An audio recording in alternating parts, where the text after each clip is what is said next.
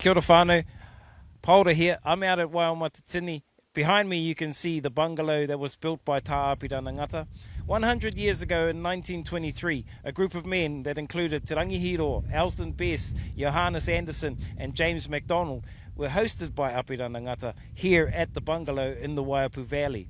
They were here to collect Matauranga Māori and record it for the Dominion Museum and future generations. Today, we're with AWA Artists for Waiapu Action, where we're heading down to the river to recreate a Pa Tauremu that was put up by Apirana in the 100 years ago. And sadly, in 1923, it was the last recorded catch of the Upokororo.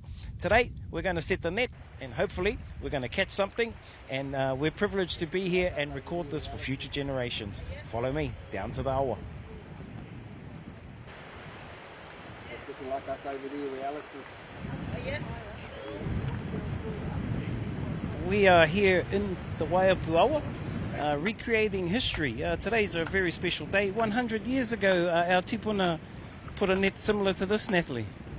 Aye, in 1923, as part of the Dominion Museum ethnological expeditions, Apirana Ngata had invited his friends to Rangihīroa, Elsdon, Johannes, Andersen, and importantly for us, James McDonald, a photographer and filmmaker. And he was also the assistant director of the Dominion Museum at the time. They placed in the river a Pa Tauremu. They built it over a couple of days because Rangihīroa was really interested in the Māori craft of netting, and he went on to write about it. So in 1923, when they caught their first catch, they caught 26 fish, and of those they were the Upokororo, the New Zealand greyling. They were so excited that they placed had another go at building a Pa Tauremu. So they built two over 2 days, and next day they caught 40.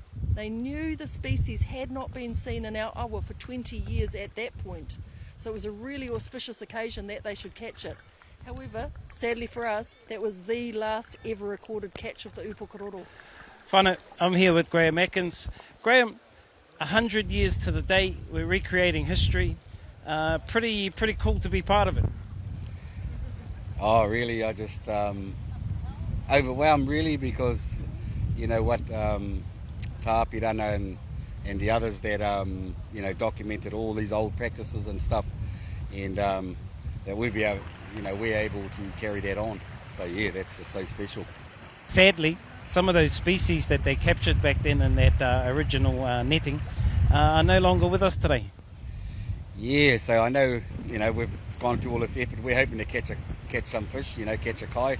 It's a lot of mahi, but I know there's one species that we won't be catching because that's what extinction means. So the Upokororo, once upon a time, up all these awa, up the Awatere, Kopa, Pounamu, Whakaangiangi, in the Waiapu and all the side tributaries, they used to be up them. So 100 years ago was the last time they were seen anywhere in the country.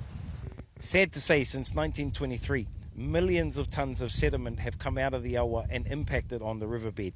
Species like the Upokororo have become extinct. In 100 years from now, who knows what could be extinct then. We've been very privileged to capture this for future generations. A big shout out to Lionel Martinga and his students at Ngata Karete for weaving the kupenga used to recreate history, to the Kaiwai whanau for providing those materials for the kupenga, to all the helping hands on the day and those who contributed to passing this mātauranga on for future generations. That's my lot whanau. We'll be back with you next time. Ka kite.